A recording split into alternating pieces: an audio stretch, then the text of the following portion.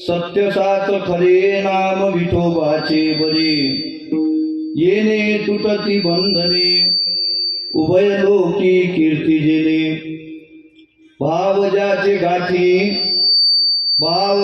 गाठी त्यासी लाभ उठा उठी येणे तुटती बंधने उभय लोकी कीर्ती जेणे तुका म्हणे भोळा जिंको जाणे कळी काळा येणे तुटती बंधने उभय लोकी कीर्ती जेणे विठ्ठल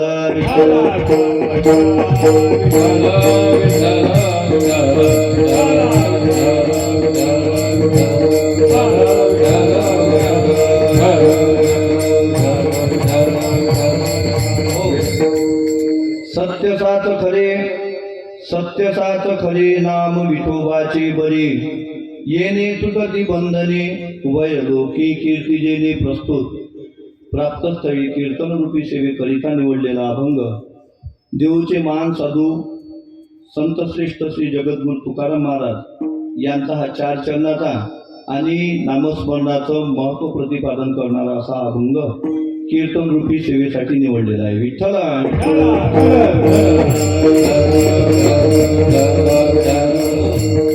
अभंगाचा थोडक्यात भाव असा आहे. महाराज म्हणतात भगवंताचं नाम सत्य आहे, साच आहे, खरं आहे आणि बर आहे. या नामाने बंधने तुटतात. नवे या लोकात आणि परलोकात उत्तम अशा प्रकारची कीर्ती होती. ज्याच्या अंतःकरणात भगवत नामाविषयी भाव आहे त्याला त्या नामस्मरणाचा ताबडतोब फायदा होतो आणि संपूर्ण जगाला खाणारा जो काळ आहे त्या काळावर सुद्धा तो भोळा असणारा भगवत भक्त नामस्मरणाच्या बळावर विजय मिळवतो असा अभंगाचा थोडक्यात भावार्थ. विठ्ठल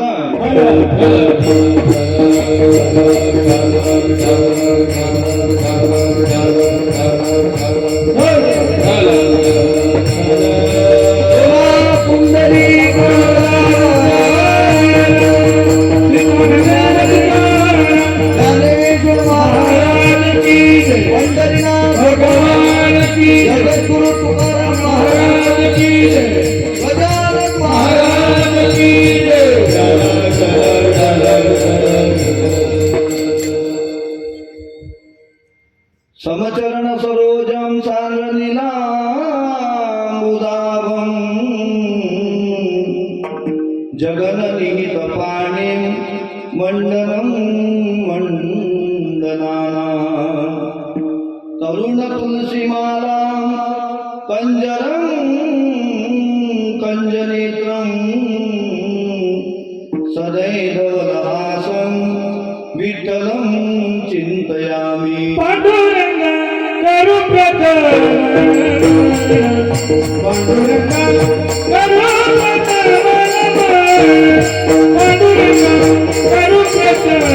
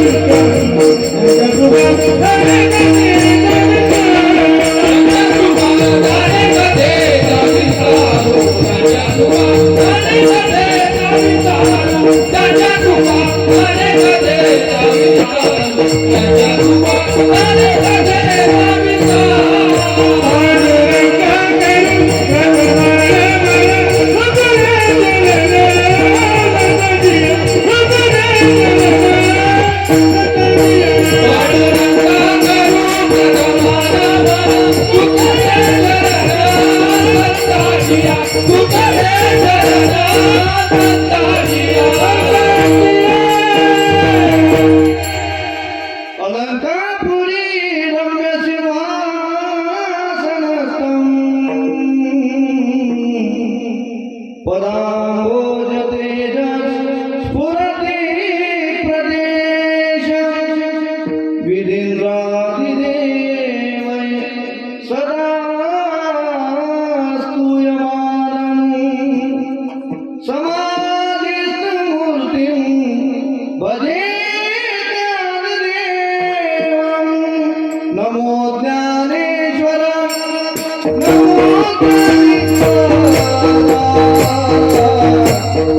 नमो ज्ञानेश्वर नमो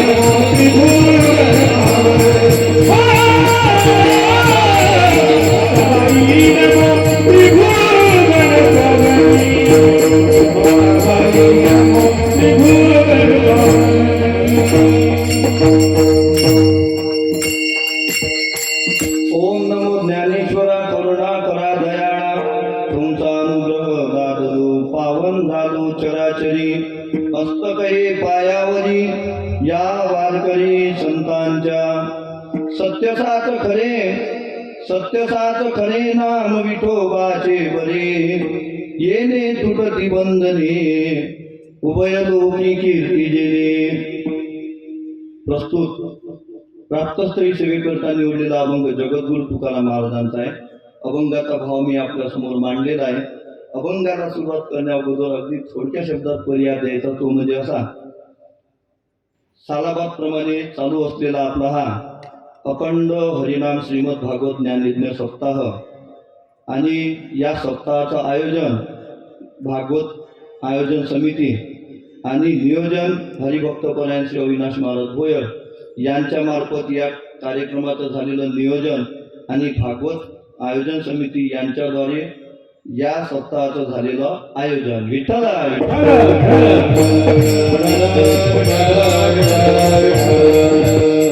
गेल्या 12-14 वर्षापासून आपण या ठिकाणी या कार्यक्रमाला मोठ्या आनंदाने आणि उत्साहाने प्रतिसाद देतो आणि हा सुंदर असा कार्यक्रम आहे.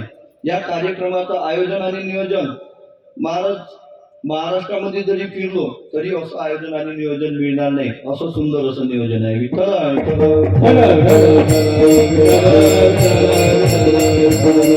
मी का बरं असं म्हटलं आयोजन सुंदर आहे, त्याचं कारण असं आहे, आपण जर स्वयंपाक बनवायला लागलो तर आपल्याला स्वयंपाकासाठी 3 गोष्टीची आवश्यकता आहे. स्वयंपाक बनवायचा म्हटलं तर 3 गोष्टीची आवश्यकता आहे. त्यामध्ये पाणी पाहिजे, अग्नी पाहिजे आणि धान्य पाहिजे. तुकाराम महाराज म्हणतात, उदकाग्नी धान्य झाला गणे पाक, एका विनये कमळे,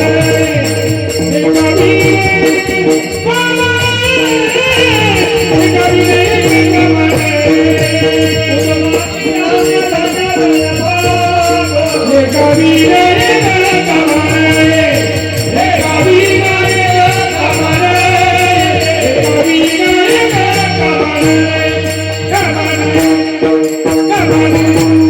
उदक अग्नी धान्य झाल्या घडी पाक, एका विन एक कामाने. उदक, अग्नी आणि धान्य 3 एकत्र आल्याशिवाय ज्याप्रमाणे स्वयंपाक होऊ शकत नाही, तसं सप्ताह म्हटलं की सप्ताहासाठी 3 गोष्टी महत्वाच्या आहेत. पहिलं असं आहे, सप्ताह म्हटलं की त्याच्यासाठी चांगला कथाकार आणि चांगले कीर्तनकार मिळणं अत्यंत आवश्यक आहे. जसं चांगले कथाकार आणि चांगले कीर्तनकार आहे, त्याच तोडीचे कलाकार मंडळी पाहिजे, गायक वादक मंडळी त्याच तोडीचे पाहिजे. जर कथाकार आणि कीर्तनकार चांगले असन आणि जर गायक भजन मंडळीमधला गायक उचलून आणला आणि उभा केला तर चालेल का? चालणार नाही. गायकही त्याच तोडीचे पाहिजे आणि वादक सुद्धा तसाच पाहिजे. नाहीतर दिंडी वादनावाला जर वादक या ठिकाणी आणून उभा केला आणि त्याला जर वाद म्हणलं तर जमणार नाही महाराज. चाल राहायची वेगळी आणि वाजवाचा वेगळा. पण या ठिकाणी कलाकार गुणीजन मंडळी सुद्धा त्याच तोडीचे आहे आणि जसं कथाकार कीर्तनकार आहे त्याच तोडीचे गायक वादक मंडळी आहे आणि त्याच तोडीचा साऊंड आहे. साऊंड सुद्धा यावर्षी उत्कृष्ट असा साऊंड आहे. दरवर्षी नव्हता राहत असं नाही, दरवर्षी पण राहत होता, पण यावर्षी सुंदर असा साऊंड आहे. काशीनाथ भाऊ आमच्या ओळखीत आहे. विठ्ठल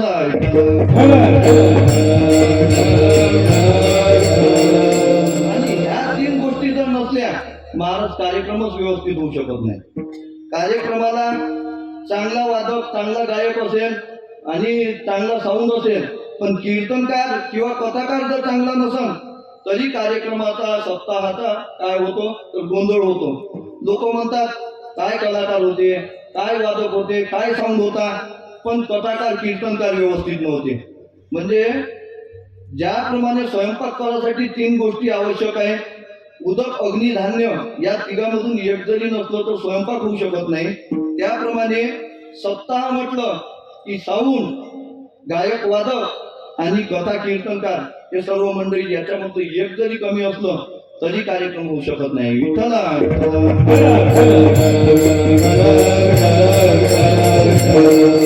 त्यामध्ये यावर्षी पुन्हा भर पडली.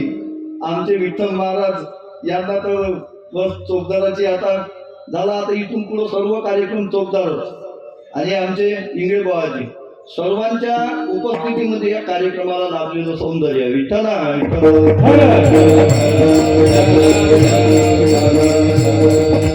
कार्यक्रमासाठी उपस्थित गायनाचार्य हरिभक्त परायण श्री हेमंतजी महाराज तेजने महाराज. आपल्याला गायक भरपूर भेटतील पण हेमंत महाराज सारखे गायक मिळणार नाही. आता सध्या तर हेमंत महाराज एवढे फेमस आहे, युट्यूब फेमस. मी नाव विचारात घेऊन राहिलो यांना आता नवीन नाव कोणतं ठेवावं, पण मला नाव काही सापडून नाही राहिलं. ज्या दिवशी सापडलं त्या दिवशी त्यांचं नामकरण केल्याशिवाय राहणार नाही. विठ्ठला हेमंत महाराज आहे, तसेच आमची इकडं काकाजी आहे. आमचे पंढरीनाथ महाराज उरकुडे यांना मी काकाजी म्हणतो, पण ते आमचे गुरुवर्य आहे. जुनं ते सोनं म्हणते त्याप्रकारे. मगाने तुम्ही हरिपाठामध्ये नव्हते, बापर अप्पा देवळची काय गोड चाल म्हणली त्यांनी. महाराज खरंच जुनं ते सोनं आहे आमचे काकाजी. आणि त्यांच्या साथीला आमचे मंथन महाराज, इकडे आमचे चौकदार विठ्ठलरावजी, आणि इकडे आमचे नारायण बाबाजी, आणि सगळ्यात महत्त्वाचं म्हणजे मृदंग वादक. महाराज त्यांच्या घरामध्येच परंपरा आहे. त्यांचे वडील सुंदर तबला वादन आणि मृदंग वादन करतात, आणि त्यांचाच वारसा आता आमचे संकेत महाराज त्यांचाच वारसा चालवत आहे. मी भगवंताच्या चरणी प्रार्थना करीन, भगवंतांनी त्यांच्याकडून असा मृदंग वाजवून घ्यावं, अशी भागवतामध्ये तबल्याची तयारी करून घ्यावं की त्यांचं उत्तरोत्तर नाव होत राहावं. महाराज सुंदर असे आपल्या भागातले कलाकार आहेत. आता दरवर्षी आपण आणत होतो बाहेरून, यावर्षी गुरुजी म्हणे काय आपण खर्च वाढवण्यापेक्षा आपले जवळजवळचे कलाकार केव्हा मोठे करायचे. मगानीच नरेंद्र भाऊ म्हणे मला, महाराज म्हणे आपण यावर्षी ठरवलं विदर्भातलेच कीर्तनकार, विदर्भातलेच कलाकार आणि विदर्भातलेच वादक, सर्व विदर्भातलंच ठेवायचं म्हणे. आता इथून पुढे बाहेरचे आणायचेच नाही. मी म्हणतो चांगला कार्यक्रम आहे. विठ्ठल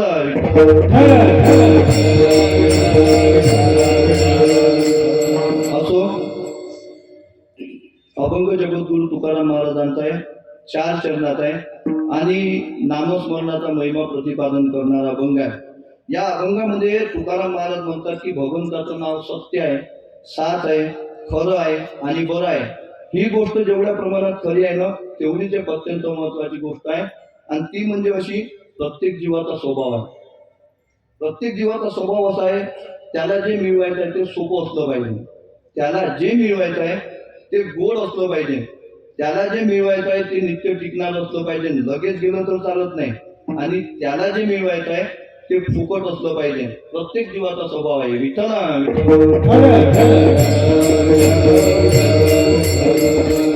जीवाचा स्वभाव आहे, त्याला जे मिळवायचं आहे ते सोपं असलं पाहिजे. नुसतं सोपं असून चालत नाही, ते गोड सुद्धा असलं पाहिजे.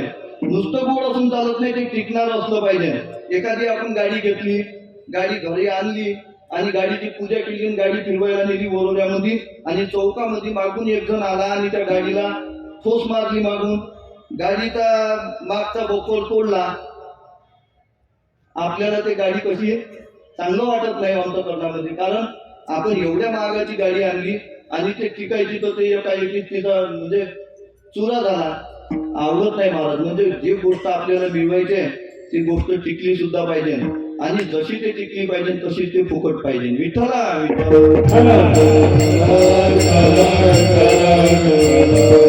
आता तुम्ही बरेच लोक बाजारात फिरणार आहे. मी काही तुमच्या एवढा बाजार केलेला नाहीच.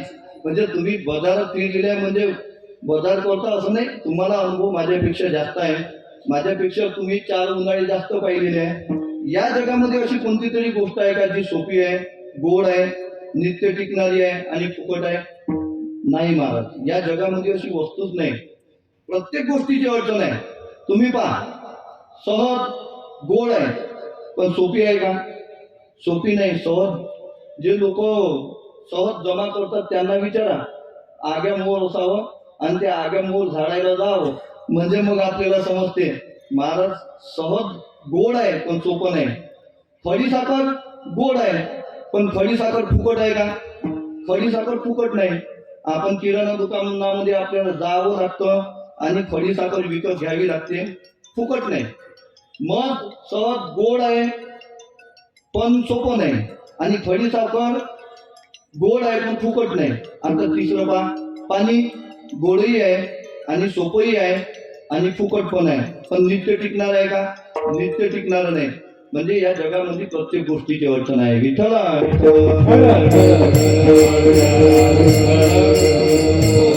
पण भगवंताचं नाव असं आहे महाराज, भगवंताचं नाव सोपंही आहे, भगवंताचं नाव गोडही आहे, भगवंताचं नाव नित्य टिकणार आहे आणि भगवंताचं नाव फुकट आहे.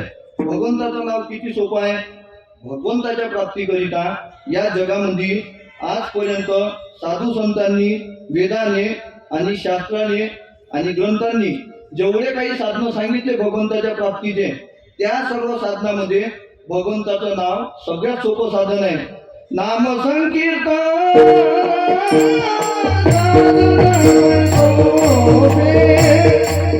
नाम संकीर्तन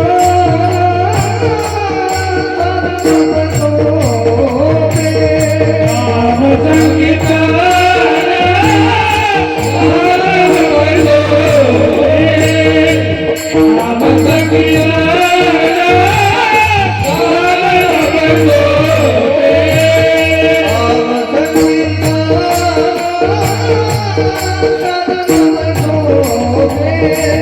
नाम नाम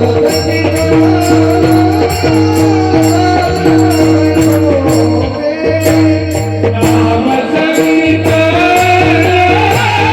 साधन बनसोले. नाम संकीर्तन साधन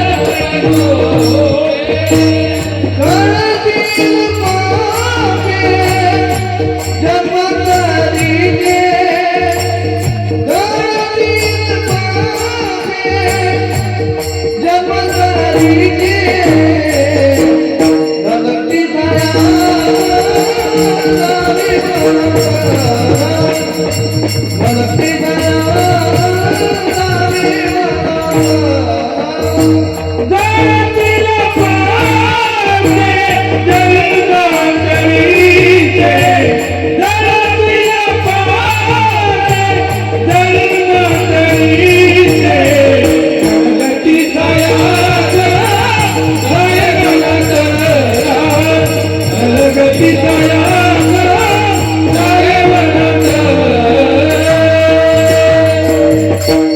भगवंताच्या प्राप्तीचे जेवढे साधनं सांगितले आहेत त्यामध्ये भगवंताचं नाव हे सोपं साधन आहे. या भगवंताच्या नावा एवढं सोपं साधन या जगातही दुसरं कोणतंच नाही. दोन भाऊ होते, त्यामध्ये एक धार्मिक वृत्तीचा होता आणि एक नास्तिक वृत्तीचा होता. धार्मिक भावाला नेहमी असं वाटायचं की आपण मंदिरात जातो, देवाची पूजा करतो, आपण साधू संतांची सेवा करतो, आपण भगवंताच्या नामाचा उच्चार करतो, नामस्मरण करतो, पण आपला लहान भाऊ नास्तिक आहे, त्याच्याकडून हे काहीच होत नाही. त्याच्याकडून भगवंताचं नामस्मरण घडलं पाहिजे, साधू संतांची सेवा घडली पाहिजे असं त्याला नेहमी वाटायचं. हा मोठा भाऊ रोज मंदिरात जायचा. एक दिवस त्याला एक साधू भेटले. त्यांनी साधूला सांगितलं, महाराज आमच्याकडे जेवायला चाला. पण जेवायला चाला म्हटल्याच्या नंतर ते म्हणतात, आमच्या घरी आमचा जो भाऊ आहे तो बडबड करून काही बोलून त्यांच्याकडे तुम्ही दुर्लक्ष करता. तुम्ही आमच्या घरी जेवायला या, पण आमच्या भावाकडे दुर्लक्ष करा, कारण तो नास्तिक स्वभावाचा आहे. महाराज म्हणाले, तुम्ही मला न्यायला या, त्यावेळेस बँड घेऊन या.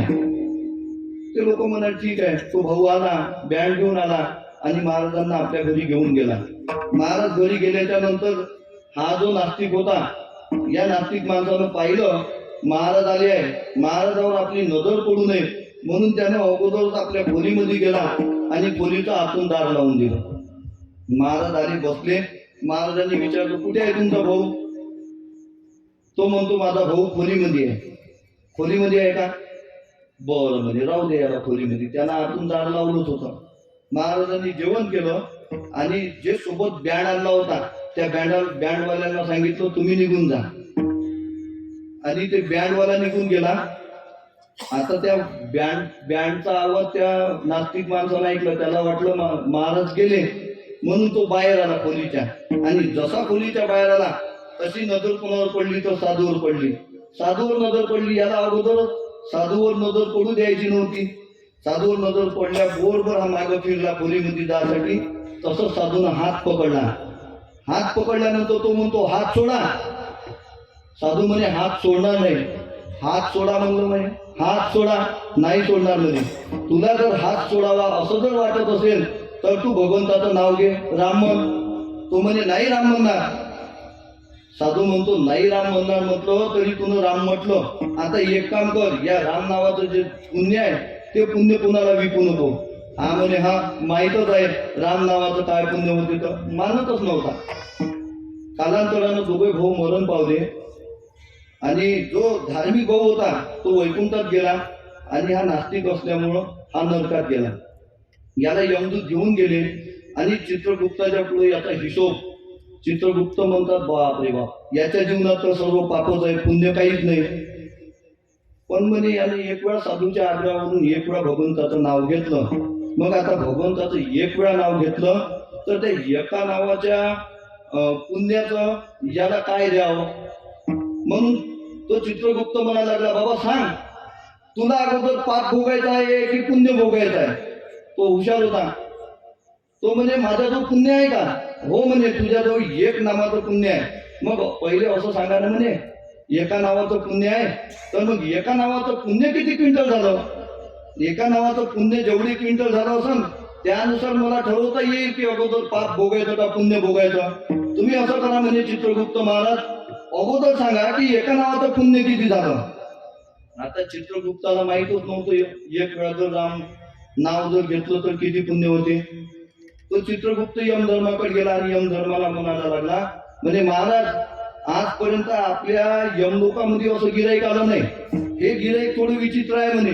याच्या जीवनामध्ये याच्या डायरीमध्ये सर्व पापच पाप आहे, पण याने एक वेळा साधूच्या आग्रहावरून राम नाव घेतलं तर त्या एका राम नावाचं किती पुण्य झालं तेवढं सांगा. आता यमदूताच्या आजपर्यंत पाहण्यामध्ये अशी केसच गेली नव्हती.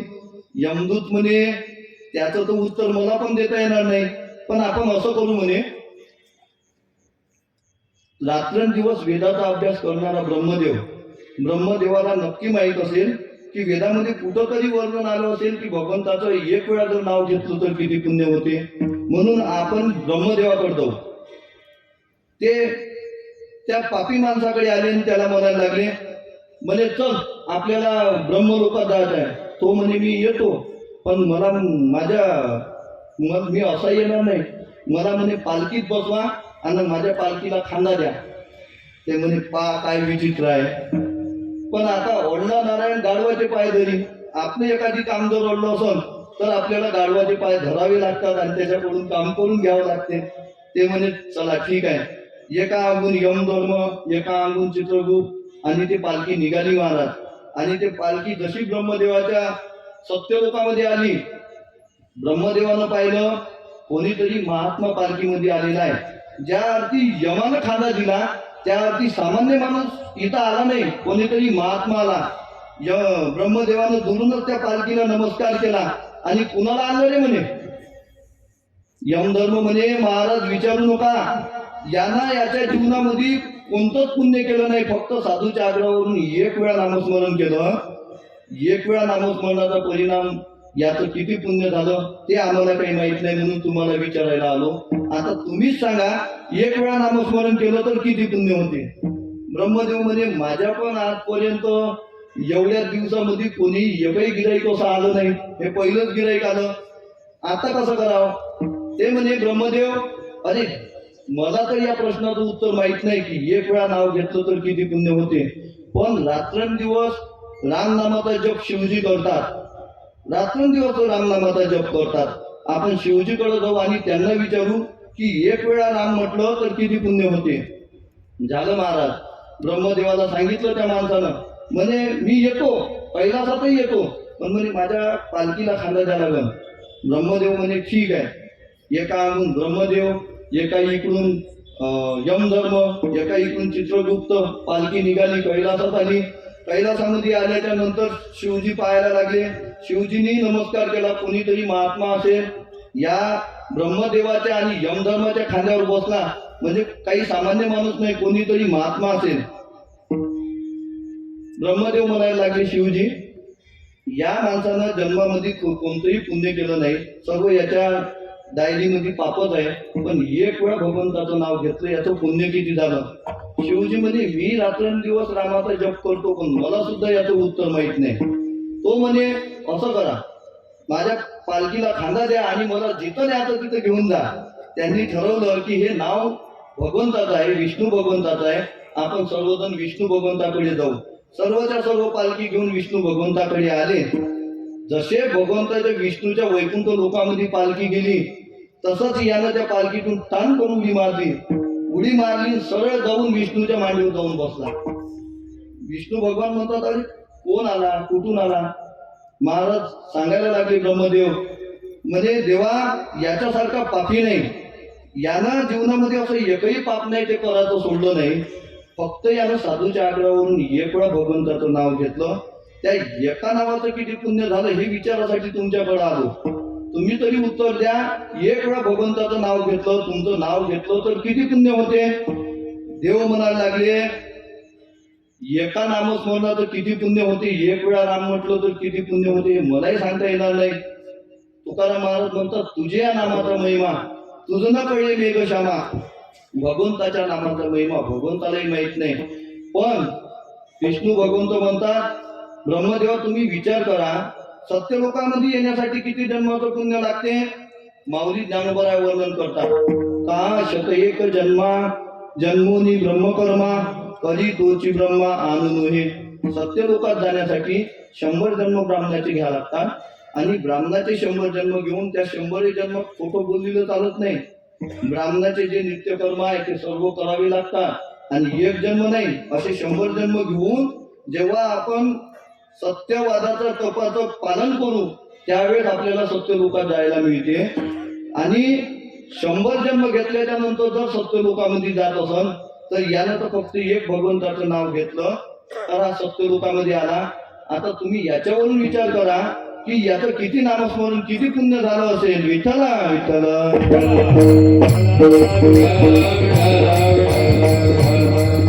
महाराज कैलासात जायला किती पुण्य लागते, सत्य लोकात जायला किती पुण्य लागते. एवढं पुण्य भगवंताच्या एका नावानं जर घडत असेल तर या भगवंताच्या नावाविषयी नावा एवढं सोपं दुसरं कोणतंच साधन नाही. विठ्ठला विठ्ठल.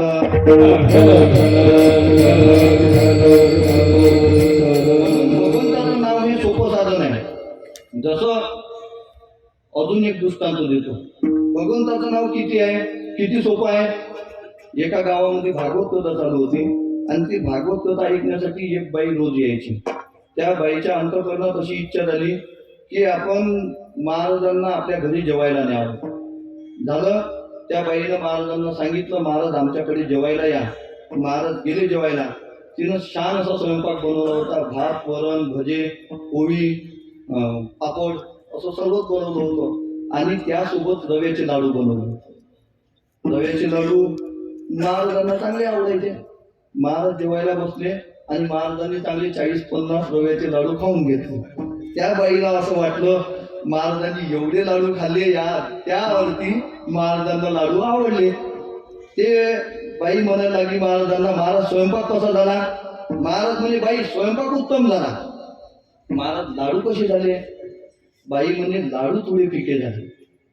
ते बाई म्हणे, महाराजांनी 40-50 लाडू खाल्ले आणि लाडू फिके झाले म्हणते. त्या बाईनं दुसऱ्या दिवशी महाराजांना सांगितलं, महाराज जेवायला या. महाराज गेले जेवायला. त्या बाईनं काय केलं, अर्धाच रवा आणि अर्धी साखर घेतली. अर्धा रवा आणि अर्धी साखर, त्या साखरेची चाचणी केली, रवा टाकला आणि त्याचे लाडू बनवले आणि ते महाराजांना वाढले. आणि महाराजांना विचारलं, महाराज लाडू कसे झाले. ते महाराज म्हणे, बाई महाराज म्हणे, बाई लाडू थोडे फिके झाले. आता ते बाई विचार करायला लागली, म्हणे अर्धाच रवा आणि अर्धी साखर घेतली तरी महाराज म्हणतात लाडू फिके झाले. त्या बाईने तिसऱ्या दिवशी महाराजांना सांगितलं, महाराज आमच्याकडे जेवायला या. त्या बाईनं काय केलं, थोडासा रवा आणि पावभर साखर घेतली आणि त्याच्यावर ते बनवले लाडू. आता ते लाडू एवढे गोड झाले होते, महाराजांना वाढले. महाराजांना विचारलं, महाराज लाडू कसे झाले. महाराज म्हणतात, बाई लाडू फिकेच झाले. आता ती बाई विचार करायला लागली, म्हणजे एवढे गोड लाडू महाराजांना फिके लागतात.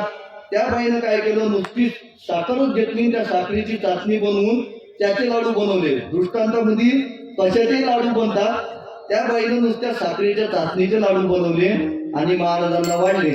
आणि महाराजांना विचारलं, महाराज लाडू कसे झाले. महाराज म्हणतात, बाई लाडू थोडे फिकेच झाले. साखरेच्या चाचणीचे लाडू बनवले आणि महाराजांना वाढले तरी महाराज म्हणतात, बाई लाडू थोडे फिकेच झाले. आता मला सांगा, त्या बाईनं या महाराजांना असे साखरीच्या वरतो अशी दुसरी कोणती वस्तू आहे त्याचे लाडू बनवावं आणि चालावं. या जगामध्ये गोड पदार्थामध्ये साखरीच्या वरतो दुसरं काहीच गोड नाही. मग आता तिथं सीमाच संपली. आता त्याच्या वरतो साखरीच्या चाचणीच्या वरतो दुसरं गोड कसं होऊच शकत नाही. त्याप्रमाणे भगवंताचं नाव आहे. भगवंताचं नाव या साखरीच्या चाचणीसारखं आहे. आता भगवंताच्या प्राप्तीसाठी नामाच्या वरतं दुसरं कोणतंच साधन शिल्लक राहिलेलं नाही. विठ्ठला. म्हणून तुकाराम महाराज म्हणतात की भगवंताचं नाव हे सर्व साधनामध्ये सोपं आहे. तुका म्हणे सोपे आहे तुका म्हणे सोपी आहे सर्वहुनी. तुका म्हणे सोपे आहे सर्वहुनी. तुका म्हणे सोपे आहे सर्वहुनी.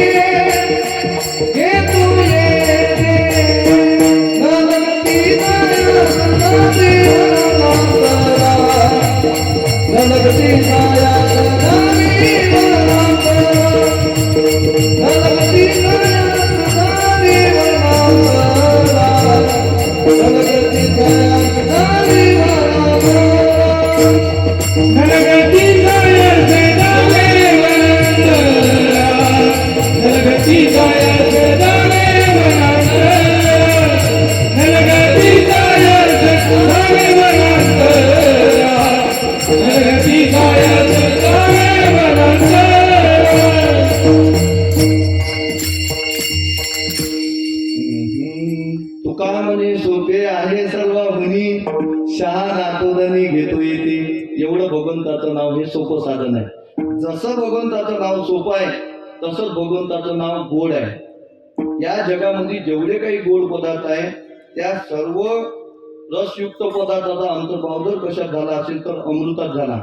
माऊली ज्ञानोबा म्हणतात का तीर्थे जे त्रिभुवनी ते घडती समुद्रावगाहनी. नातरी अमृत रसा स्वादनी रस सकळ. या जगामध्ये जेवढे काही रसयुक्त पदार्थ आहेत त्या सर्व रसयुक्त पदार्थाचा अंतर्भाव कशात झाला असेल तर अमृतात झाला. आणि भगवंताचं नाव हे अमृतापेक्षाही लाखपटीनं काय आहे तर गोड आहे. जीवे गोड तिनं अक्षरांचा रस अमृत दयास फिके पुढे. आणि जसं भगवंताचं नाव गोड आहे महाराज नामदेव महाराज तर त्याच्या पुढे जाऊन सांगतात की भगवंताचं नाव एवढं गोड आहे. किती गोड आहे?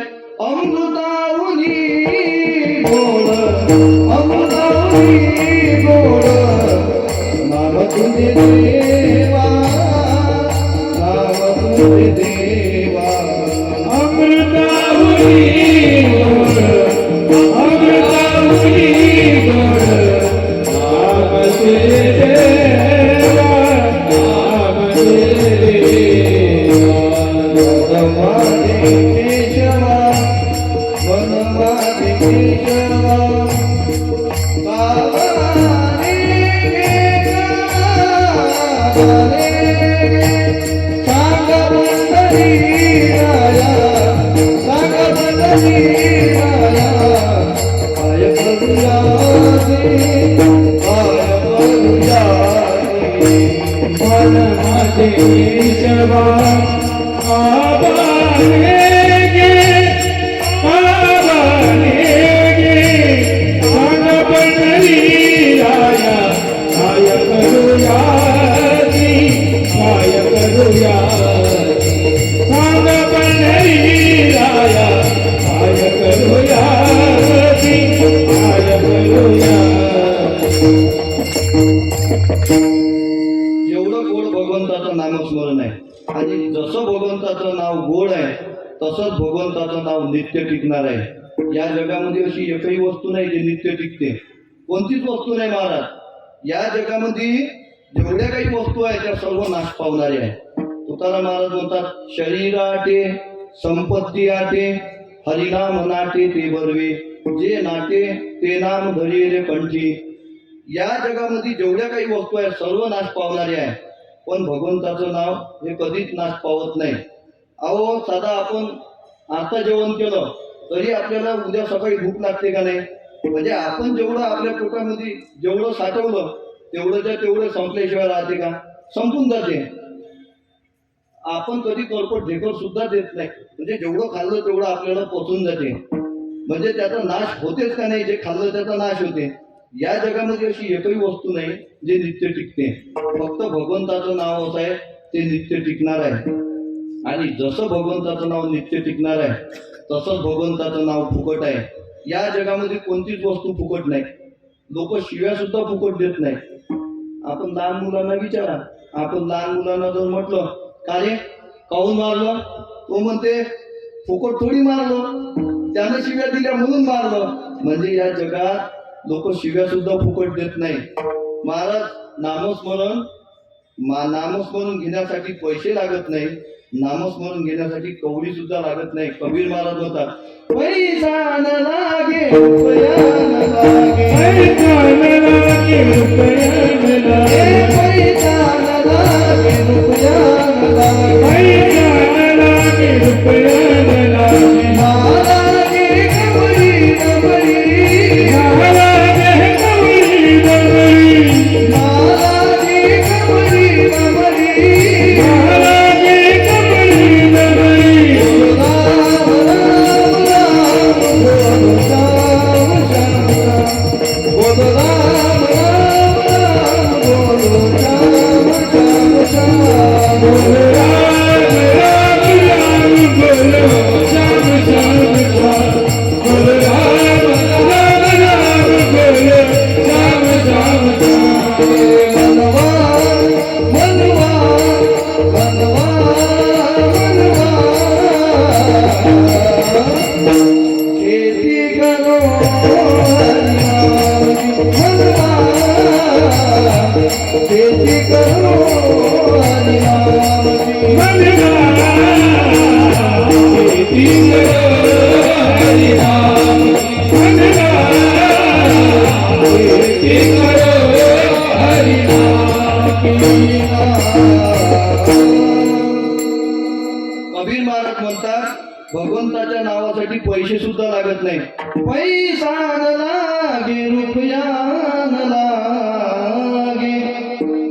भगवंताचं नाव एवढं सोपी साधन आहे. भगवंताचं नाव गोड साधन आहे.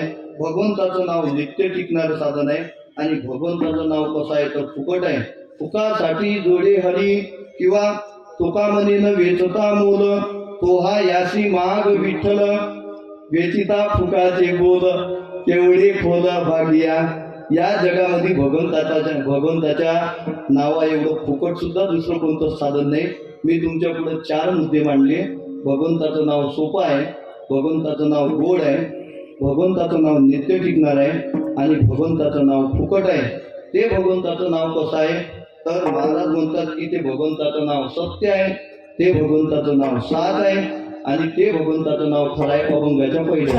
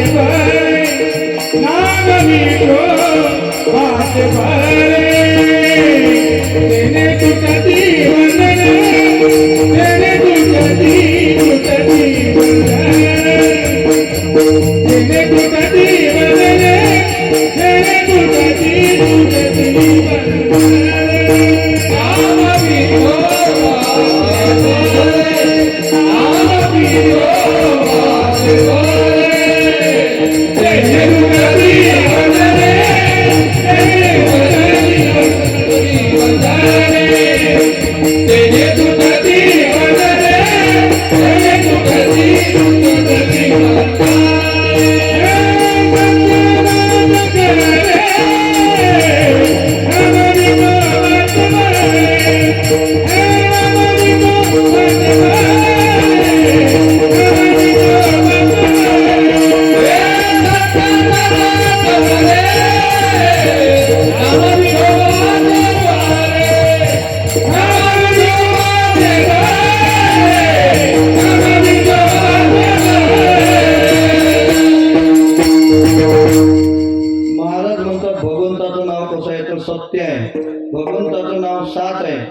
भगवंताचं नाव खरं आहे.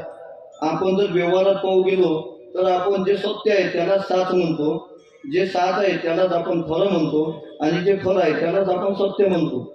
आपण व्यवहारातले लोक या तीनही शब्दाला एका अर्थी धरतो, पण या ठिकाणी तुकाराम महाराजांनी या तीन शब्दाचे तीन अर्थ सांगितले आहे. भगवंताचं नाव सत्य आहे म्हणजे भगवंताचं नाव सद्रूप आहे, भगवंताचं नाव साच आहे म्हणजे भगवंताचं नाव चिद्रूप आहे, आणि भगवंताचं नाव खरं आहे म्हणजे भगवंताचं नाव आनंद रूप आहे. भगवंताचं नाव खरं आहे. या जगामध्ये कोणतीच गोष्ट, काही गोष्टी खऱ्या असतात पण त्या बऱ्या नसतात, काही गोष्टी बऱ्या असतात तर खऱ्या नसतात, काही गोष्टी खऱ्याही नसतात आणि बऱ्याही नसतात, आणि काही गोष्टी खऱ्याही असतात आणि बऱ्याही असतात. काही काही गोष्टी खऱ्या असतात पण बऱ्या नसतात.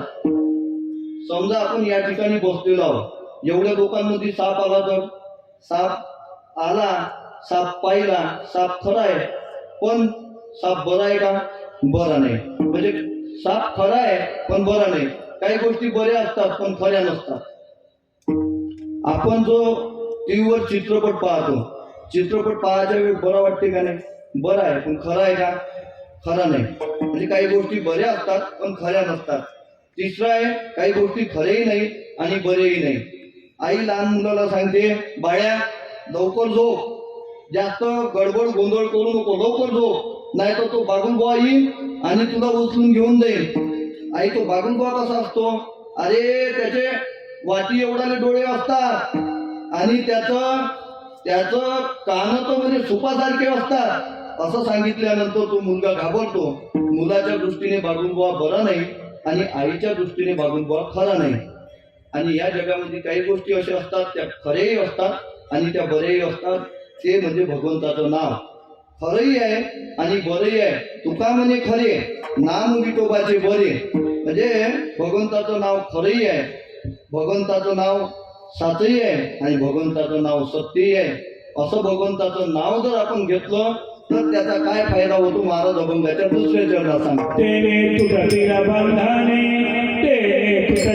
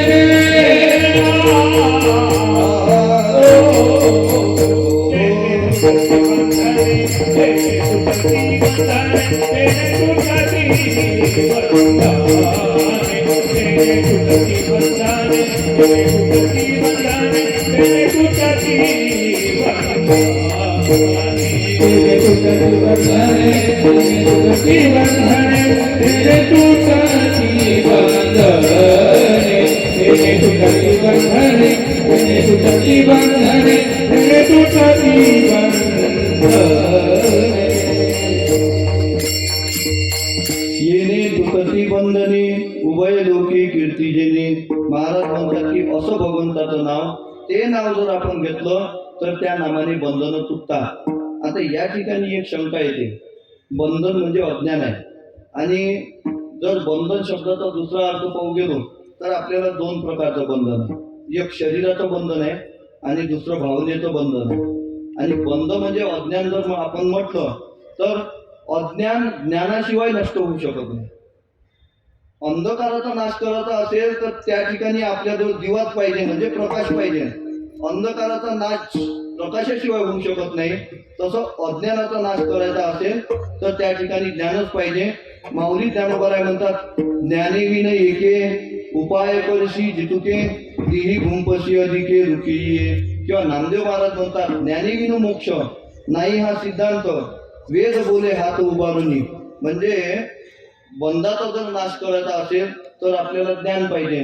आणि या ठिकाणी तुकाराम महाराज तर म्हणतात की येणे तुटती बंधने, म्हणजे नामस्मरणाने बंधन तुटतात. हे कसं? तर त्याचं उत्तर मी तुम्हाला देतो. तुम्ही थोडं बारीक जर ऐकलं तर तुम्हाला त्याचं उत्तर मिळाल्याशिवाय राहणार नाही. विठ्ठला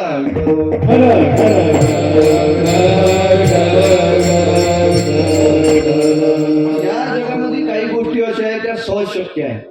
सहज शक्य आहे म्हणजे त्या सहज घडत असतात. जसं आंब्याला आंबी येणे सहज शक्य आहे का नाही? सहज शक्य आहे. गाईला वासरू होणे, जांभळीला जांभळं लागणे, म्हणजे या गोष्टी काही सांगा लागत नाही, या सहज शक्य आहे. काही गोष्टी अशा आहेत त्या अशक्य असतात पण त्या शक्य होतात. काही काही गोष्टी अशा आहे महाराज या जगामध्ये त्या अशक्य आहे. आपण जर करतो म्हटलं तर त्या करणं शक्य नाही, पण त्या शक्य होतात. कशाच्यामुळे? अभ्यासाच्यामुळे. मी तुम्हाला सांगतो, आपण किती जरी हुशार झालो, किती जरी शिकलो, तरी आपल्याला जर म्हटलं की आकाशातून चला तर आकाशातून चालता येईल का? आकाशातून चालणं शक्य आहे? शक्यच नाही.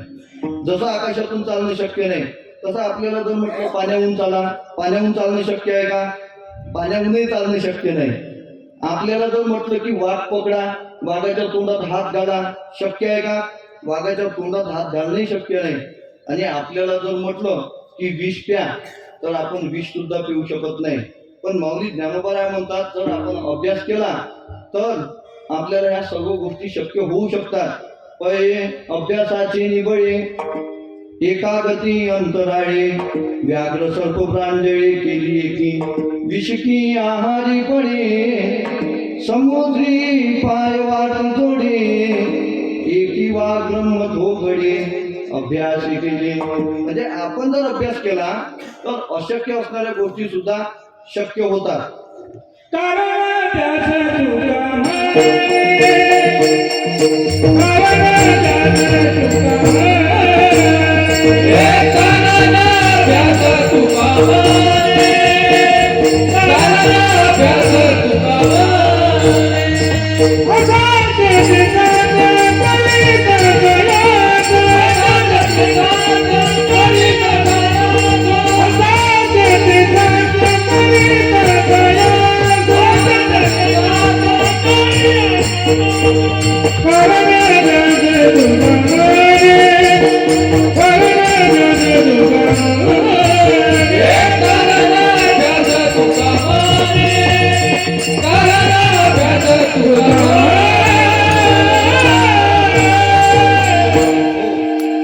आईच्या उदरामध्ये मूल वाढणं हे अभ्यासाने शक्य आहे बरं. नाहीतर एखादी 9 महिन्याचं मूल असं जर पोटाला बांधून ठेवलं आणि तिला घरातले कामं कर म्हटलं तर शक्य आहे का?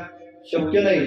आईच्या उदरामध्ये मूल वाढणं हे अभ्यासाने शक्य आहे. तुकाराम महाराज म्हणतात, तुका म्हणे कैचा बैसण्याची खावं, जठरी बाळा व्हावं एकाएकी.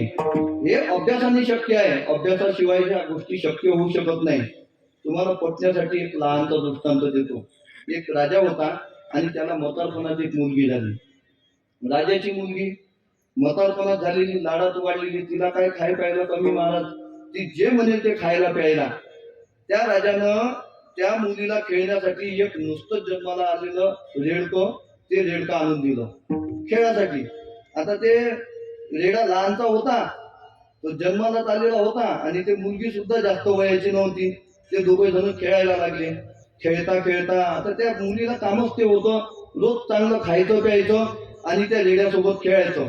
खेळता खेळता एक दिवस तिच्या काय मनात आलं तिला माहित. तिनं त्या रेड्याच्या खाली मुंडकं घातलं आणि तिला आपल्या खांद्यावर उचललं. खांद्यावर त्या रेड्याला उचललं आणि जिन्यावर गेली आणि पायऱ्या चढत चढत वर तर गच्चीवर गेली आणि तिथून खाली आली. तिला चांगलं वाटलं. ती तशीच करायला लागली. वर घेऊन जायची गच्चीवर, खाली घेऊन यायची. असा तिचा रोजचा नित्यक्रम चालू झाला. म्हणजे तिचा खेळ चालू झाला. असेच दिवस जायला लागले. मुलगी आता उपवर झाली आणि तो रेडा सुद्धा मोठा झाला. पण हिचा रोजचा खेळ, हिनं त्याच्या खाली मुंडकं घालावं, खांद्यावर घ्यावं आणि पायऱ्या चढत गच्चीवर जावं, खाली यावं. एक दिवस ते राजानं पाहिलं आणि राजाने पाहिल्याच्या नंतर राजा विचारात पडला, बापरे बाप, म्हणे ही रेडा उचलते, आता हिला म्हणजे रेडाच पाहावा लागल. रेडा उचलते म्हटलं. महाराज मुलगी मोठी झाली की बापाला चिंताही लागते आणि बापाला झोपही लागत नाही.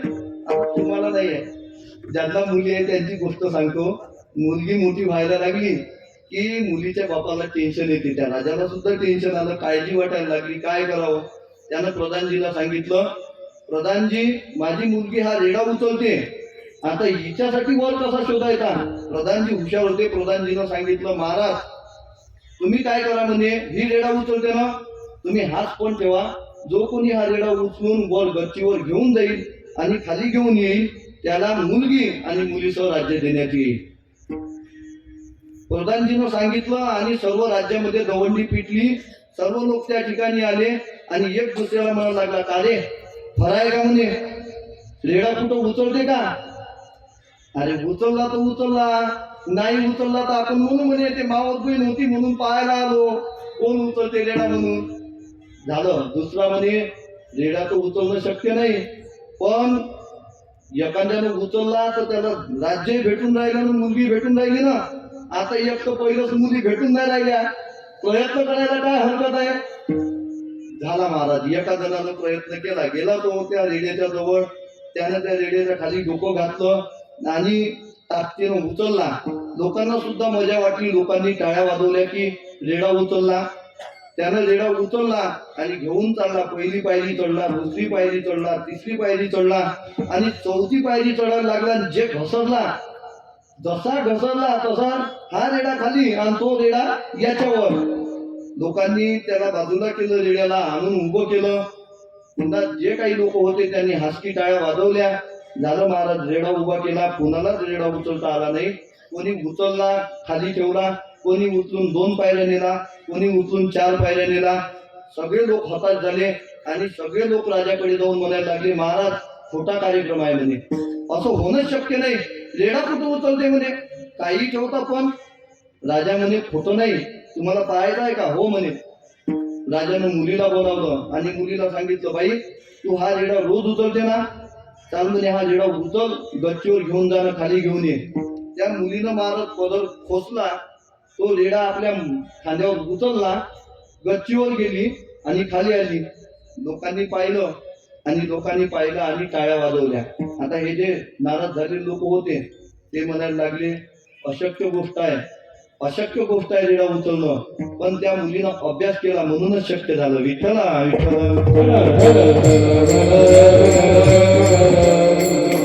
अशक्य गोष्टी असणाऱ्या सुद्धा आपण अभ्यासाने शक्य करू शकतो. या जगामध्ये दुसरा असा प्रकार आहे की त्या शक्य असणाऱ्या गोष्टी सुद्धा अशक्य होऊन जातात. काही गोष्टी सहज शक्य असतात, पण त्या सहज शक्य असणाऱ्या गोष्टी सुद्धा अशक्य होऊन जातात. तुम्ही पहा, आपलं शास्त्र सांगते 3 गोष्टी अशा आहेत त्या सहज शक्य राहतात पण त्या अशक्य होऊन जातात. आपल्या घराला जर आग लागली लवकर विझवली तर सहज शक्य आहे, विझवता येते. पण आगीकडे दुर्लक्ष केलं ती जर भडकली तर मग भडकल्याच्या नंतर आपल्या आटोक्यात येत नाही. आग भडकली तर हातात येत नाही. दुसरं आहे, आपल्याला एखादी रोग झाला, आपल्याला जो रोग झाला तर तो रोग आपण लवकर लक्ष दिलं तर दुरुस्त झाल्याशिवाय राहत नाही. पण आपण त्या रोगाकडे दुर्लक्ष जर केलं तर तोच रोग असाध्य होऊन जातो आणि आपल्याला तो आपल्या सोबतच घेऊन जातो वैकुंठामध्ये. म्हणजे सहज शक्य असणारं सुद्धा आपल्याला अशक्य होऊन जाते. आणि तिसरा आहे आपला खर्च जर आपण आटोक्यात ठेवला नाही तर आपला खर्च सुद्धा एक दिवस आपल्या कमाईच्या पलीकडे जाऊन आपल्याला अशक्य होऊ शकतो. या जगामध्ये या 3 गोष्टी अशा आहेत. अशा बऱ्याच गोष्टी आहेत की ज्या सहज शक्य असतात, पण त्या सहज शक्य असलेल्या सुद्धा आपल्याला अशक्य होऊन जातात. उदाहरणासाठी मी तुम्हाला सांगतो, आपल्याला सहज शक्य आहे का नाही आपली बायको, मुलं, धन संपत्ती सोडणं सहज शक्य आहे का नाही? सहज शक्य आहे. पण आपण त्या संसारामध्ये एवढं गुरफटलो आहे की आपल्याला सहज शक्य असणारं सुद्धा अशक्य होऊन जाते. विठ्ठला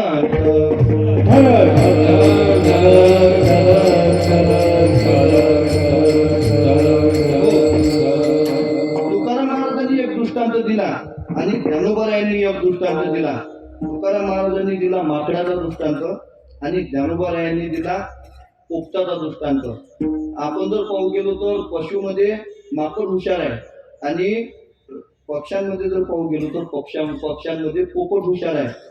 पण माऊलीनं काही काही ठिकाणी एक उदाहरण दिलं, म्हणजे एका एका ओळीमध्ये चार चार उदाहरण दिले. पण मला कमाल येते माऊलीची. माऊलीनं या पोपटाचं वर्णन करण्यासाठी चार ओव्या खर्च केल्या. एका दृष्टांतासाठी माऊलीनं चार ओव्या वापरल्या.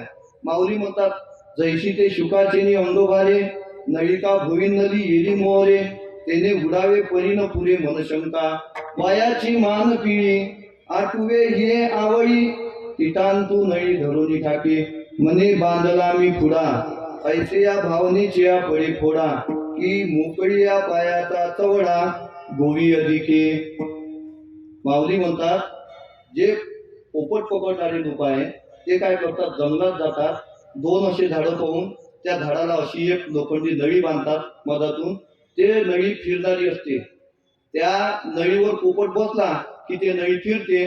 त्या पोपटाचं डोकं होते खाली आणि त्याला वर आकाश दिसते खोल. आणि मग तो पोपट म्हणायला लागते, बापरे बाप, एवढं खोल आकाश, याला जर मी या नळीला सोडलं तर मी खाली पडीन आणि मेल्याशिवाय राहणार नाही, असा पोपटाच्या मनामध्ये भाव येतो. आणि तो त्या नळीला असा धरून पकडतो की माऊली म्हणतात, त्याला तोडून जरी नेला, अर्धा तोडून जरी नेला तरी तो ते नळी सोडत नाही, एवढा तो पक्का पकडतो. वास्तविक पाहता त्याला सहज शक्य आहे का नाही उडून जाणं? सहज शक्य आहे, पण तो उडून जाऊ शकत नाही. त्याला वाटते ते एवढं खोल आभाळ, मी जर खाली पडलो तर मेल्याशिवाय राहणार नाही. सहज शक्य असलेलं सुद्धा अशक्य होऊन जाते. विठ्ठला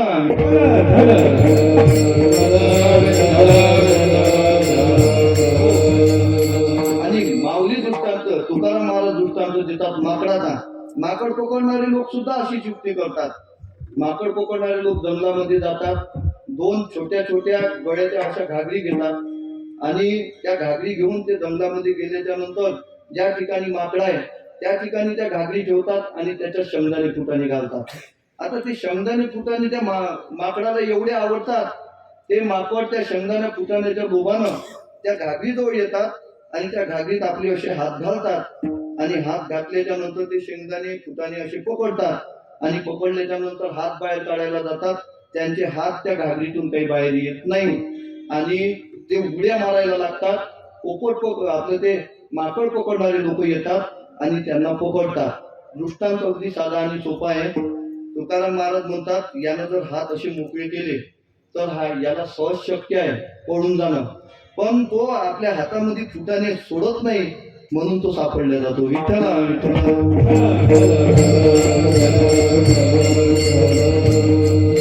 माणूस सुद्धा तसंच आहे. माणसाजवळ एवढी संपत्ती आहे, पण माणूस त्या संपत्तीला असा चिकटलेला आहे. अहो, एवढा मोठा सप्ताह आहे पण लोक दान द्यायला सुद्धा मागे पुढे पाहतात. महाराज दान द्यायला सुद्धा त्यांची हिंमत होत नाही. वास्तविक पाहता आपल्याला सर्व सोडून जावंच लागणार आहे. धन सुद्धा इथंच राहणार आहे आणि सर्व इथंच राहणार आहे. मग या असे जर सत्य जर होत असेल तर याच्यामध्ये धन खर्च केलं पाहिजे का नाही? केलं पाहिजे. पण माणसाची प्रवृत्तीच होत नाही. म्हणजे त्याने असं संसाराला पकडलं आहे, बायका मुलांना असं पकडलं आहे, संपत्तीला असं पकडलं आहे. त्याला सहज शक्य असणाऱ्या गोष्टी सुद्धा अशक्य होऊन जातात. तुकाराम महाराज म्हणतात की मनुष्य हा मुक्तच आहे, तो बद्ध नाही. पण त्यानं माझं माझं असा छंद घेतल्यामुळं तो काय झाला तर बद्ध झाला. मुक्त मुक्त होता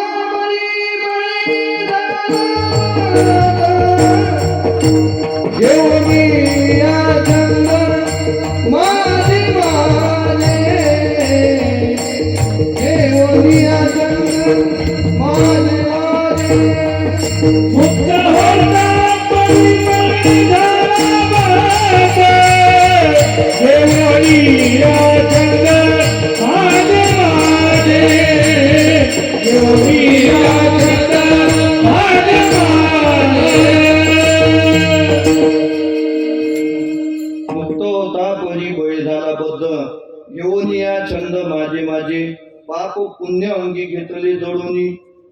माणसानं आपल्या ठिकाणी हे सर्व लावून घेतलं म्हणून सहज शक्य असणार अशक्य होऊन जाते. आणि चौथा आहे, काही गोष्टी अशक्यातल्या अशक्य आहे, त्या आपण काहीही केलं तरी शक्य होणं, म्हणजे त्या शक्यच होणं शक्य नाही अशा काही गोष्टी आहे. म्हणजे आता मी तुम्हाला जर सांगायला गेलो तर पाण्यावर दगड तोडणं शक्य आहे का? अशक्य आहे. पाण्यावर दगड तोडणं अशक्यातलं अशक्य आहे. पाण्यावर दगड कोणाच्यानंच तोडू शकत नाही. जसं पाण्यावर दगड तोडणं अशक्य आहे तसं पाण्यावर कागद कोरडे राहणं शक्य आहे का? अशक्य आहे. अशक्यातलं अशक्य आहे. आपल्या समोर एखादी मेलीला माणूस आणून उभा केला आणि आपल्याला म्हटलं की महाराज किती पैसे पाहिजे ते घ्या, अंगाळा द्या, काही द्या, पण हा मेलेला माणूस जिवंत करा. शक्य आहे का? अशक्य आहे.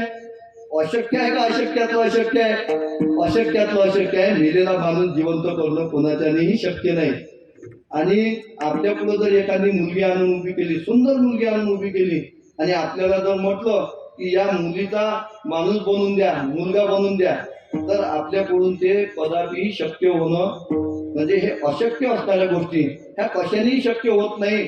पण नामस्मरणाच्या बळावर ज्ञानोबारायांनी स्त्रियेचा तो केला पुरुष उभा, स्त्रीचा पुरुष केला.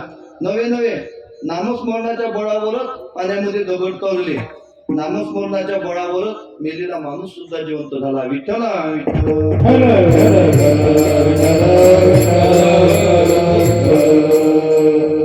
आळंदीमध्ये भोजलिंग काका होते. ते भोजलिंग काका यांनी ज्यावेळेस ज्ञानोबा यांचे आई वडील गेले, ज्ञानोबा यांच्या आई वडिलांनी ध्यानचं प्रायश्चित्त घेतलं, त्यावेळेस भोजलिंग काकांनी ज्ञानोबा या चारही भावंडाचा सांभाळ केला. सांभाळ केला म्हणजे त्या काळातले सर्व ते वातावरण तसं नव्हतं, पण तरी त्यांनी सांभाळ केला. ते भोजलिंग काका त्यांची सीताबाई नावाची मुलगी कराड गावला दिली होती, आणि कराड गावचे ते रामराय त्यांचे जवाई होते. भोजलिंग काका म्हणायला लागले ज्ञानोबारायांना, ज्ञानोबा तुम्ही आषाढीला चालले तर जाता जाता कराडवरून जा, आणि माझ्या मुलीची तब्येत कशी आहे तिची भेट घ्या आणि नंतर जा. आता ज्ञानोबारायांनी सांगितलं हो काका नक्की जाईल. ज्ञानोबारायांनी सर्व संत मंडळी निघाले आणि कराडला आले. पण हा जो रामराय होता हा नास्तिक स्वभावाचा होता, दुर्वर्तनी होता. याच्या मनामध्ये असं होतं की हे भगवंताचं नामस्मरण करणारे लोक हे टाळकुटी आहे, आयते खाऊ आहे, असा त्याचा समज होता. त्यांनी ज्ञानोबारायांना आपल्या गावामध्ये शिरू दिलं नाही. ज्ञानोबाराय शिवच्या बाहेरच बसले. पण त्या सीताबाईची एक दासी होती, त्या दासीनं सीताबाई पर्यंत निरोप पोहोचवला की सीताबाई आळंदीवरून काही महात्मे आपल्याला भेटण्यासाठी या ठिकाणी आलेले आहे, पण रामरायांनी त्यांना काही आत येऊ दिलं नाही. आता असं सांगितल्याच्या नंतर त्या सीताबाईला असं वाटत होतं मी केव्हा केव्हा ज्ञानोबारायाचं दर्शन घेते आणि ज्ञानोबारायाची केव्हा केव्हा मला सेवा घडते. तिच्या मनाला खूप दुःख होत होतं. ती मनातल्या मनात म्हणायला लागली देवा मला जर असा नवरा दिला नसता, मला जर आस्तिक स्वभावाचा नवरा दिला असता तर मी आता ज्ञानोबारायाची सेवा केली असती. ते विचार करायला लागले आपण काय केलं पाहिजे. तिच्या जवळ तिचा 5 वर्षाचा मुलगा खेळत होता आणि तिनं विचार केला आणि तिच्या हातामध्ये अंगठी होती, त्या अंगठीमध्ये एक मणी होता. तिने तो अंगठीमधला मणी काढला आणि त्या पाण्यामध्ये टाकला आणि ते पाणी त्या मुलाला पिण्याकरता दिलं. जसं त्या मुलाने ते पाणी पिलं तसा तो मुलगा खाली पडला आणि त्याचं सर्व अंग काळं निळं पडून तो मुलगा मरण पावला. मुलगा मेल्याच्या नंतर ती सीताबाई आकांत करायला लागली आणि रडायला लागली. रामराय आल्याच्या नंतर रामराय म्हणतात काय झालं. म्हणे मुलगा पडलेला आहे, मुलाला काय झालं काही समजत नाही. त्यांनी पाहिलं मुलगा मरण पावला. कशामुळे मरण पावला. तो म्हणे काय झालं होतं.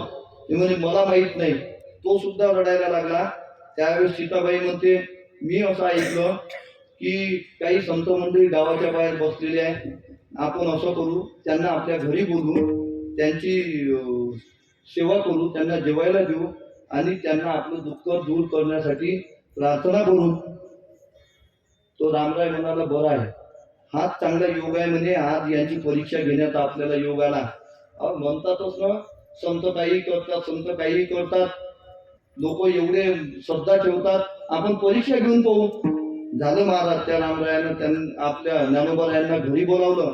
ज्ञानोबारायाची पाद्यपूजा केली, त्यांना नैवेद्योपचार केले आणि सर्वांनी फलाहार केला आणि मग मुक्ताबाई म्हणायला लागली, ताई तुझा मुलगा दिसत नाही.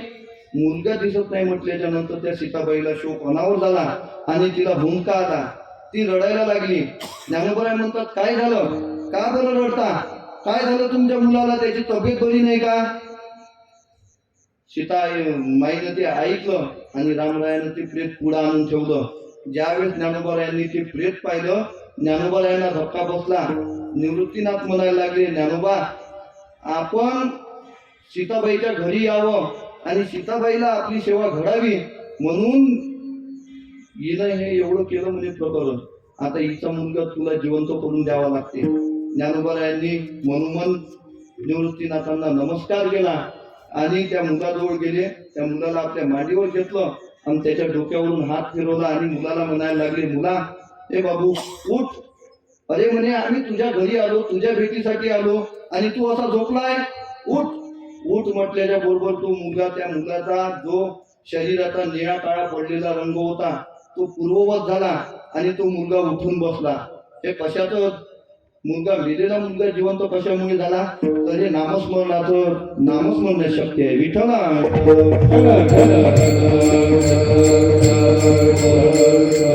महाराज, नामस्मरणामुळे अशक्य असणारं सुद्धा शक्य होते. हे अशक्यातलं अशक्य आहे. नामस्मरणाशिवाय मुलगा जिवंत होणे शक्य नाही, पण ते करून दाखवलं. तुकाराम महाराजांच्या सुद्धा चरित्रामध्ये असा प्रसंग आहे. तुकाराम महाराजांचे 14 टाळकऱ्यामधील एक टाळकरी होते आबाजी पंत लोहगावकर. आणि लोहगावकर आबाजी पंत नेहमी त्यांच्या कीर्तनाला राहायचे तुकाराम महाराजांच्या.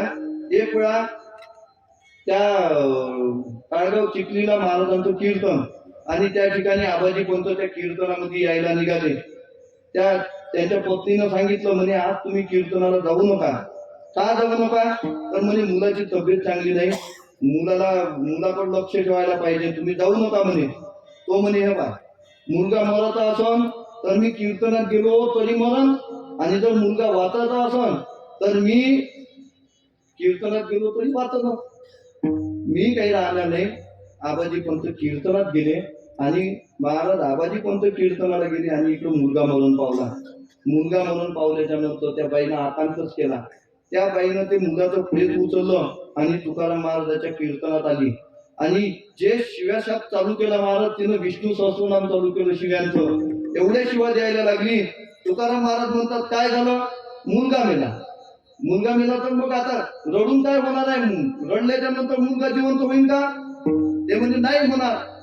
मग म्हणजे तू कशासाठी रडत आहे? मुलासाठी. म्हणजे भगवंताचं नामस्मरण कर.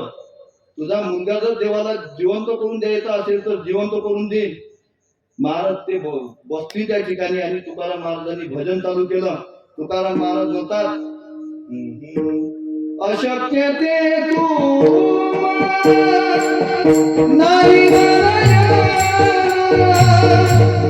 अशक्य ते तू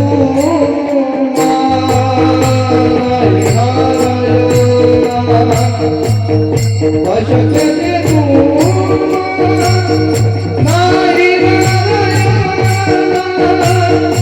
अशक्य ते तू नाही, अशक्य ते तू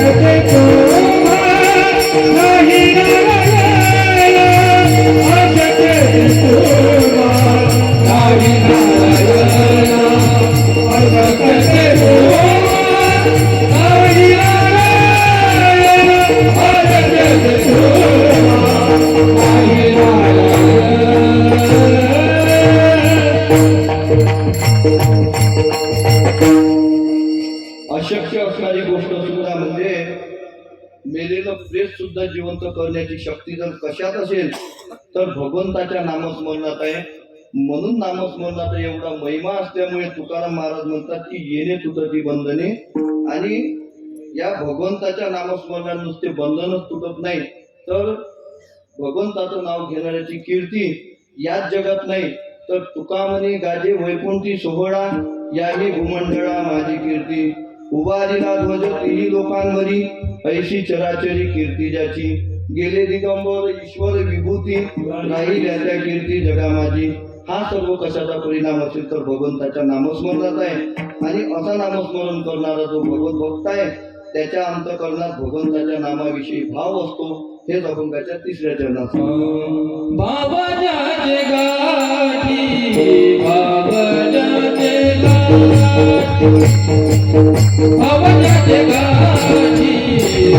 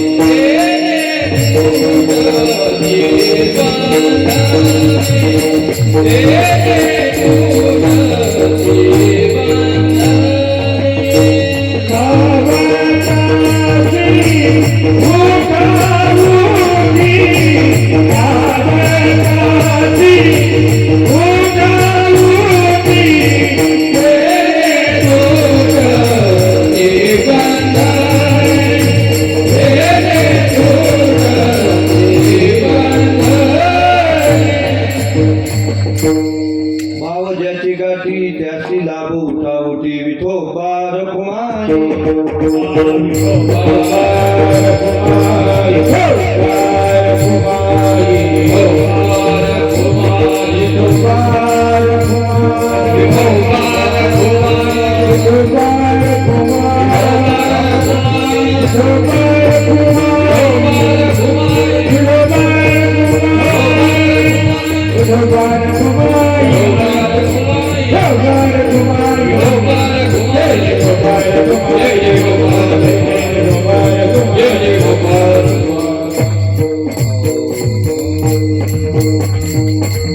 भाव ज्याची गाठी त्याची लाभ उठावटी.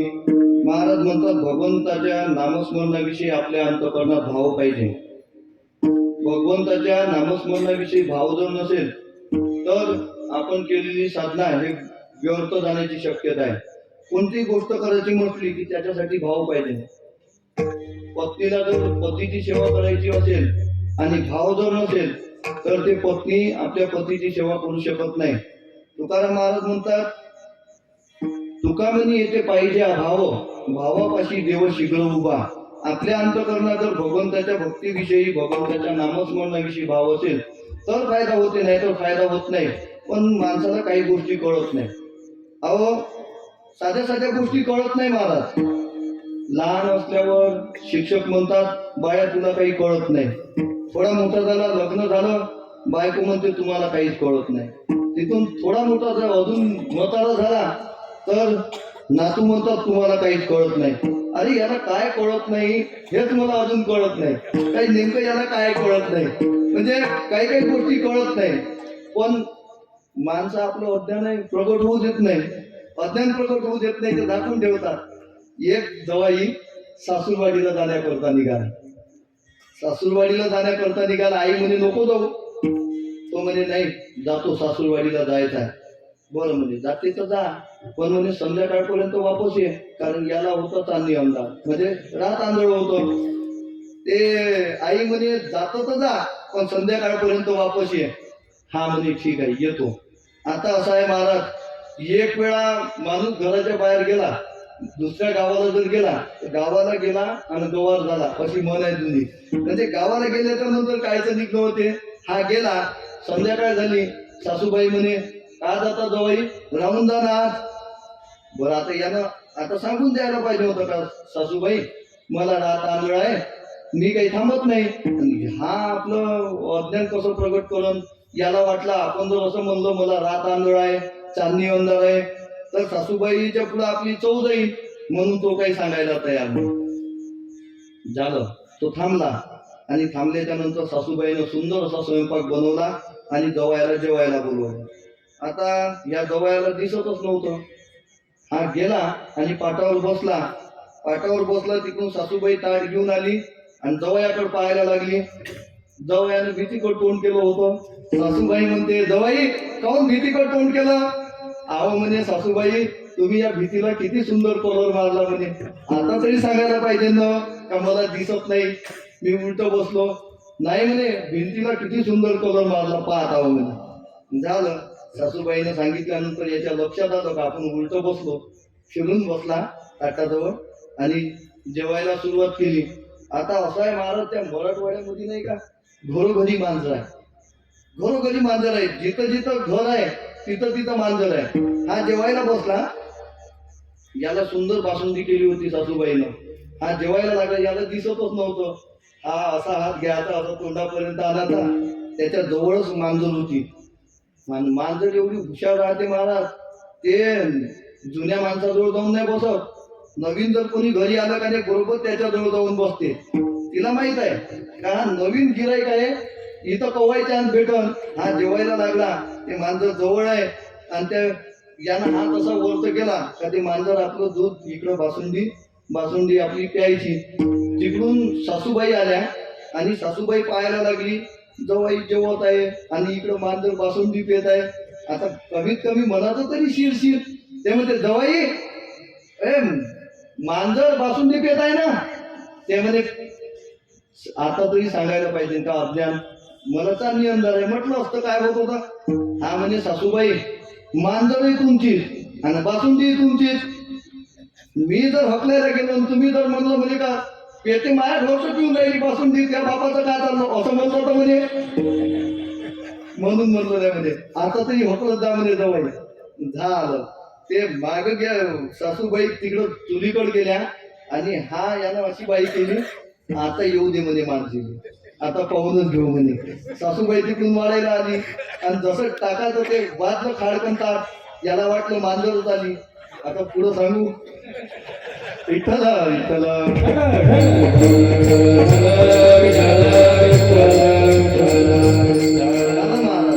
जेवणाचा कार्यक्रम झाला आणि आता याची व्यवस्था तिकडं कोट्यामध्ये करून दिली होती. हा कोट्यामध्ये जाऊन बाजूवर याला नेऊन सोडलं, झोपला. झोपल्याच्या नंतर याला लगबीला लागली 12 वाजता. यानं अगोदर सांगितलं नव्हतं मला चांदणी अंधार आहे म्हणून. यानं विचार केला आता तो लगबीला तर जा लागते, तर जायचं कसं. माझ्यासारखा असा लांब फेटा होता त्याच्याजवळ, त्यानं फेटा सोडला आणि बाजूच्या खाव्याने बांधला आणि तो फेटा घेऊन पुढं बाहेर गेला आणि लग्न करायला. तेवढ्या वेळामध्ये एक वासरू आलं आणि त्या वासराने ते मधातून कातरून टाकला तो फेटा. आता त्याच्या हातामध्ये तो नुसता एवढाच फेटा राहिला. तो म्हणजे आता कुणीकडे जायचो त्याला काही सुचलं नाही. तो सरळ सासूबाईच्या खोलीमध्ये गेला. हे कशामुळं? आपल्या ठिकाणी असलेलं अज्ञान. आपण अज्ञान आहे आपल्या ठिकाणी, आपण प्रगट करायला पाहिजे, पण त्यानं प्रगट केलं नाही आणि प्रगट केलं नाही का दुःख भोगा लागते. विठ्ठला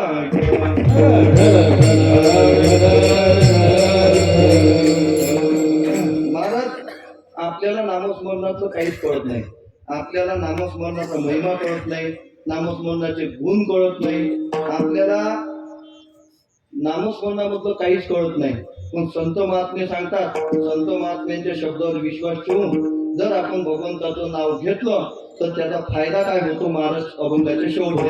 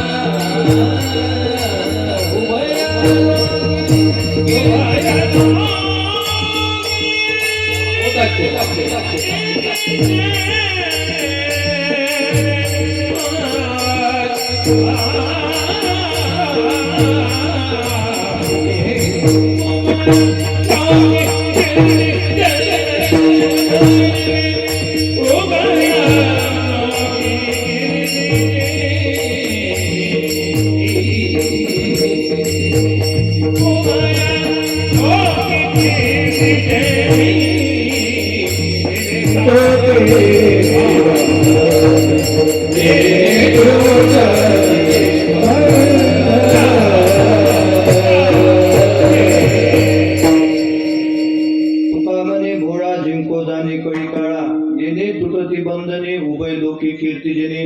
या जगामध्ये चार प्रकारचे माणसं आहेत. एक आहे भोळा, एक आहे धूर्त, एक आहे मूर्ख आणि एक आहे हुशार. धूर्त कशाला म्हणतात?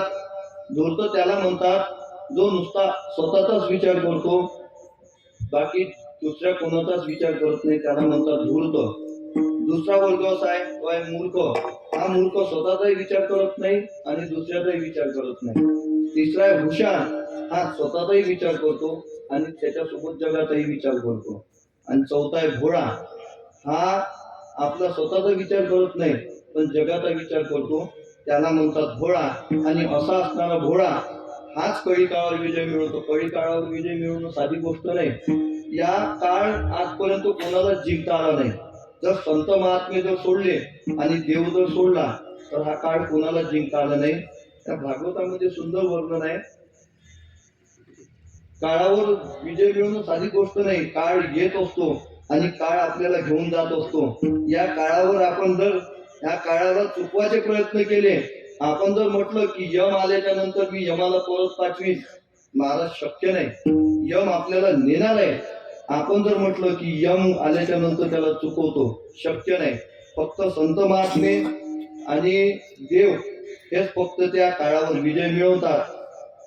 म्हणून तुकाराम महाराज म्हणतात तुका म्हणे भोळा जिंको जाणे कळी काळा. बोलाचा जोक काही आवडत नाही पण आपला वेळ झालेला आहे. तसं तर 7 ते 9 कीर्तन आहे, पण आज थोडं उशिरा लागल्यामुळं मी 15-20 मिनिट पुढं घेतलं आणि धावत्या वेगामध्ये जसं काही सांगता आलं मी तुमच्या पुढं सांगण्याचा प्रयत्न केला. चांगलं झालं असेल तर हे आमच्या सद्गुरू जोग महाराज संस्थेत आहे आणि याच्यात काही जर चुकलं असेल तर ते माझ्या बुद्धीचे दोष आहे आणि माझ्या बुद्धीचे दोष असल्यामुळे ते माझे मला परत करू नका.